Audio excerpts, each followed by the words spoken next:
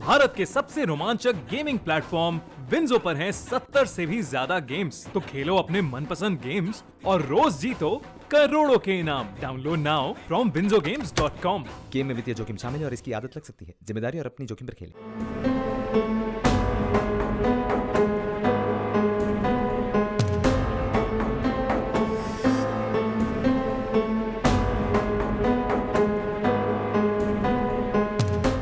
पश्चिम बंगाल विधानसभा चुनाव में 2 चरणों की 60 सीटों पर वोटिंग हो चुकी है और अब बारी तीसरे चरण की 31 सीटों के चुनाव पर है।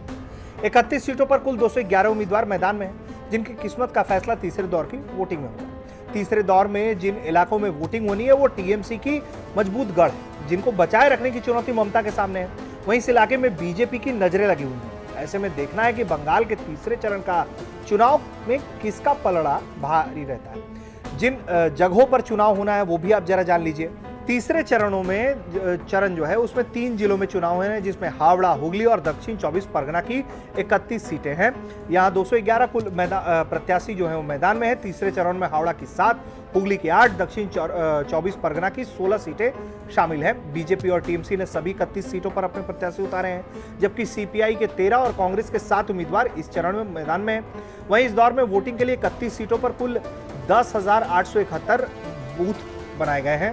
2016 के विधानसभा चुनाव में ममता बनर्जी की पार्टी ने इस इलाके में क्लीन स्वीप किया था। तीसरे दौर की 31 सीटों में से 29 पर टीएमसी ने ही अपना कब्जा जमाया, जबकि महज एक आमता की सीट कांग्रेस की झोली में गई थी और कुलतानी सीट लेफ्ट ने जीती। वहीं बीजेपी अपना खाता तक नहीं खोल सकी थी, लेकिन 2019 के लोकसभा चुनाव के बाद इस पूरे इलाके का सियासी समीकरण बदल गया है, जिसके बाद ममता के लिए अपना दुर्ग बचाए रखना चैलेंज है। तीसरे चरण में ममता बनर्जी के भतीजे अभिषेक बनर्जी का भी साख दांव पर है। उनकी जो संसदीय सीट है डायमंड हार्बर, उसके तहत आने वाली विधानसभा पर वोटिंग होनी है। अभिषेक बनर्जी को ममता बनर्जी का राजनीतिक उत्तराधिकारी के तौर पर देखा जा रहा है। ऐसे में दूसरे चरण में ममता बनर्जी की अग्नि परीक्षा हुई थी और तीसरे चरण में अभिषेक बनर्जी को अपना दुर्ग बचाए रखना। ऐसे में देखना है कि अभिषेक बनर्जी अपने संसदीय क्षेत्र के तहत आने वाली विधानसभा सीटों पर टीएमसी को जीत दिलाने में कामयाब रहते हैं कि नहीं रहते हैं।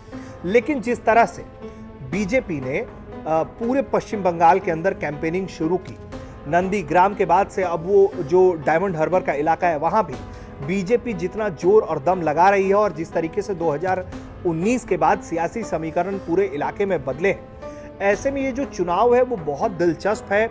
और बीजेपी अगर इस जगह पर सेंधमारी कर लेती है तीसरे चरण के इसमें 31 सीटों में, अगर ममता के इस दुर्ग को वो हिला देती है, अगर यहाँ वो अच्छे वोट हासिल करती है, अच्छे सीटों पर लीड हासिल कर देती है, तो फिर आने वाला वक्त बीजेपी के लिए और आसान और आरामदायक होगा।